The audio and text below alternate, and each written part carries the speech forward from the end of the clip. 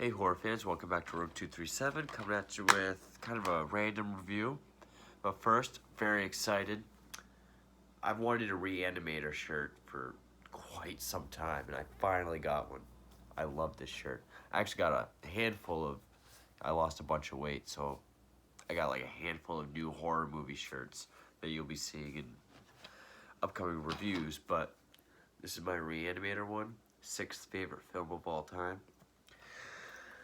And this is a film, I'm not quite sure how big it was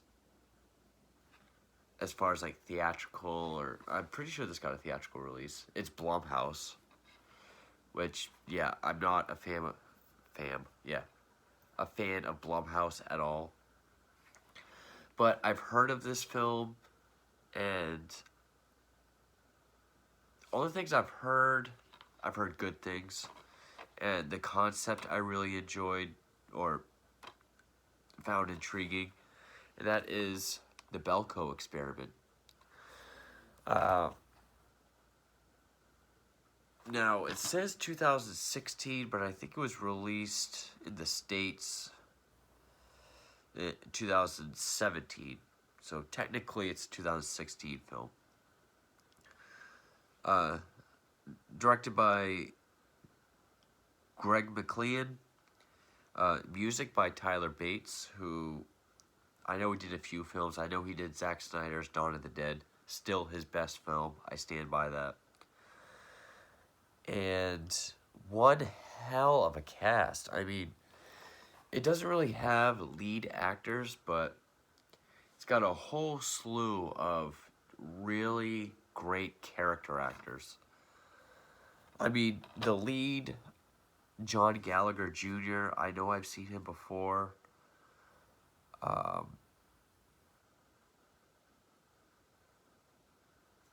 Maybe I haven't. He looks familiar. He was in Jonah Hex, 10 Cloverfield Lane. The new Kristen Stewart film, Underwater, which I heard that the underwater monster in Underwater is a Cthulhu, but it doesn't say it's based on H.P. Lovecraft. I did just get Color Out of Space. I will be reviewing that because I'm a big Lovecraft fan. But other than him, I guess the sort of main antagonist, or for the most part, is Tony Goldwyn. He was, of course, he was a victim in Friday the 13th Part 6. He was in Ghost. He was the dad in the Last House on the Left remake. He was in an episode of Dexter. He was in Kiss All the Girls. I really like Tony Goldwyn. I haven't really seen him in a lead role, and I don't see him very often, but when I do, I think he does a good job. John C. McGinley, I've seen all over the place. I mean, I was never a fan of Scrubs, but he was in Scrubs. Michael Rooker, he has a small role. And the guy he was with,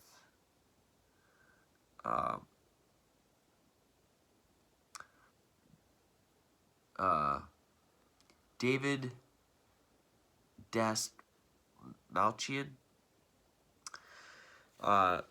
he was in The Dark Knight.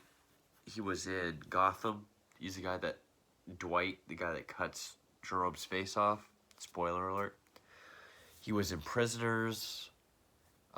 Really solid character actor. I want to see him do more stuff. Rusty Schwimmer, she was the loudmouth in Jason Goes to Hell that gets her jaw punched in.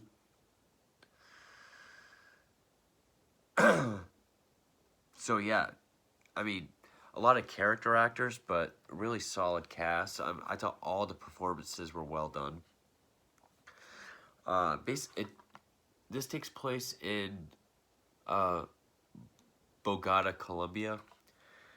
It's this office building that at first I thought it was going to be like The Office or like Office Space, which even this, Matt Donado for We Got This Covered called it Office Space Meets Battle Royale. But it's not quite cubicles and boring. It's close. It's called Belko Industries, I think it was. Belko Industries. Yeah, it says right here. It doesn't really say what kind of company it is, but, you know, it's this office environment. And one day, you know, security's really tight on getting everyone in. And then there's a intercom that says, you know, there's 80 of you, all Americans, in the building right now. And, you know, in 8 hours, there will only be one. So, pretty much telling everyone to kill themselves. So you have this, you know, battle of the fittest, you know, kill or be killed sort of experiment. Tony Goldwyn is like the boss, and they give him. It goes in stages. Like the first one is, what was it? 2 people have to be killed in such amount of time, and what they don't know is, you know, because there's these steel shutters that go over all the windows, that is impenetrable to anything, like even a blowtorch doesn't even stop the shine on it. There's this old rusty hangar nearby because they're out in the middle of nowhere. And there's just these sort of SWAT looking guys that make sure they can't do anything. And all of a sudden people's heads just start exploding. And you find out they have these tags under their skin. Because when they got hired, they got sent over from America and they're given like a car, an apartment, everything. And they got these little tags put in their skin. They're bombs. I know I sound like shit. My girlfriend just got sick. I don't feel well. And basically, it just shows the human condition. What, you know, our lead guy, John Gallagher Jr., he plays Mike. He's kind of the everyman, which, if you're a fan of The Office, this is kind of distracting to watch, because he's kind of like Jim. His girlfriend's like Pam.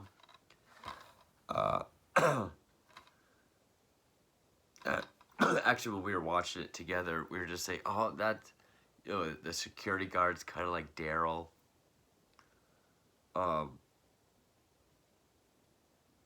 There is a homosexual Hispanic, I think, guy.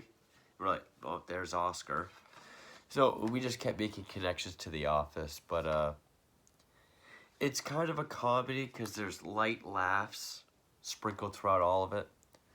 Some of it's subtle, some of it is right up front. Like, there's this one worker from the kitchen who's the stoner, and he's a fucking idiot. He's pretty much this stoner comic relief that Cabin in the Woods had, which I don't have Cabin in the Woods. Haven't seen it since it came out. I hated it. And it's really when they get to the next stage. Oh, and there's cameras everywhere. They see everything. The lead guy even goes into the bathroom with a box cutter to try to cut the thing out, but they know what he's doing. And then when they get to the next stage, it gets a little harder because they're like, okay, there's like 76 of you left. In 2 hours, you have to have 30 more people dead, or we're gonna kill 60. And that's really where the film really picks up, because that's where you have the big divide. Because there, you know, Tony Goldwyn, he tries to hold a meeting, like, you know, any ideas, what can we do? someone suggests making big banners to hold over the roof for cars. And Tony Goldwyn kind of gets a couple guys together, like John C. McKinley and a couple other guys, because they have weapons stashed away, locked away, but the security guard won't give up the keys. And that's when you get, okay, so Tony Goldwyn and his guys, they want to play by the rules and kill people. They want to survive. The other ones, they care about each other. And they don't want to kill or be killed. And of course, when they try to hang the sign over, they're there to shoot at them. And it wasn't quite at, like, see on the cover here, he's holding a tape dispenser. It says it's like Battle Royale. I was expecting more of, just grabbing office supplies and just, I guess I was expecting like a Dead Alive, but in an office setting. It's not quite like that. It's still plenty bloody. Great kills, great practical effects. If there is CGI, I didn't realize it, which is how CGI should be. Great practical blood, gore. Great performances, and also the soundtrack. Like, not just by Tyler Bates, but like the songs they chose, because they have Colombian covers of like the opening when they all get to work. It's a Colombian cover of I Will Survive. Tony Goldwyn, when he gets the 30 people lined up that he wants to kill after they get the weapons, is a Colombian cover of California Dreamin'. It is kind of put in slow-mo, and I really like when movies do that. It really creates a good mood. When you have something horrific on screen, slow-mo with a really pretty, nice-sounding song. And then I'm not sure what it's called, but the music from Misery, when the montage of him just typing away, that is in this as well. This is still fairly a new movie, so I've said a lot already, but I'm gonna say spoilers here. I definitely recommend this. It doesn't really feel like a horror, like a straightforward horror film. Technically, I guess it is. I mean, it was in the horror section of the store I go to. I found this for like $5. It's definitely more of like a satirical thriller. Because there is a lot of comedy as well, mostly with the stoner, and a lot of the blood that kills can be kind of silly. But yeah, I'm gonna say spoilers here, but definitely recommend it. If you just like just movies where a lot of shit happens, or human condition, or just like a bloody good time, definitely check out the Belko Experiment. But I don't even getting into spoilers. So, spoilers.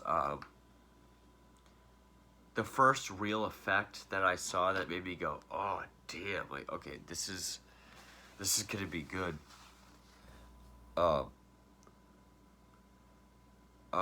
Michael Rooker and the guy that was in like Dark Knight, Prisoners, and Gotham, their maintenance, and they go down below because they want to try to figure something out, and the younger guy, he's all freaked out. Michael Rooker's trying to calm him down, and that's when they hear, needs to be 30 dead or it'll be 60. Michael Rooker's trying to calm him down, and he grabs a wrench and he hits him in the head. But when we see Michael Rooker again, like, this spot right here is just completely, like, dented in.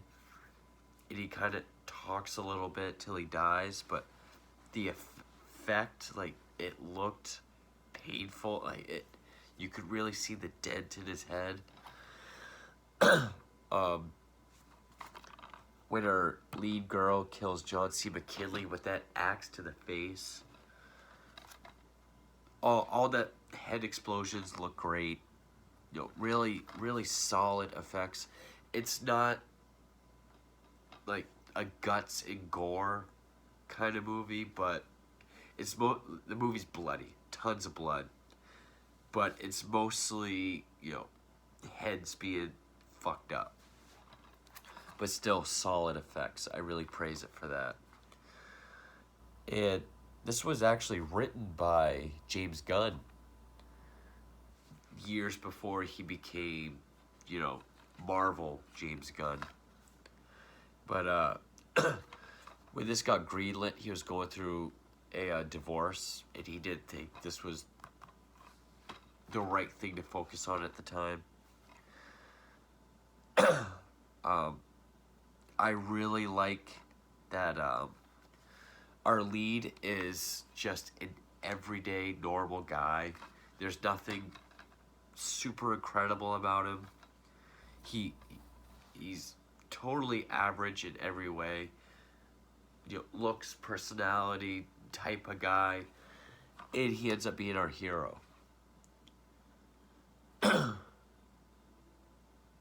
You know, it's kind of a poor analogy, but yeah, it doesn't even make sense. Never mind. And Tony Goldwyn, he does a good job of going back and forth, like, from the different things I've seen him in, good guy, bad guy. He really plays, you know, just the kind of a boss you just want to see get it. You know, think of like Lumbergh from Office Space, but if he were going around killing people to save his own ass. And they do a good job with characters. I mean, most movies, especially, okay, take like a slasher where you have, say, 13 kills, the killer or the survivor. Especially newer slashers, you don't give a fuck about the characters. You don't. You don't even know their names. Here, you don't really know their names because there's so many of them. But it takes its time to quickly get to know some of them. You actually feel bad when they get killed. You care about these characters. So that's why I think this film works. It just showed us just what we needed of their, you know, like, in the beginning, everyone getting to work, getting settled in, and just seeing who they are as people. You know, we get to see who the assholes are, who the good people are. It did a good job with characters, did a good job with kills. I even like the premise, and I even like that it's left ambiguous.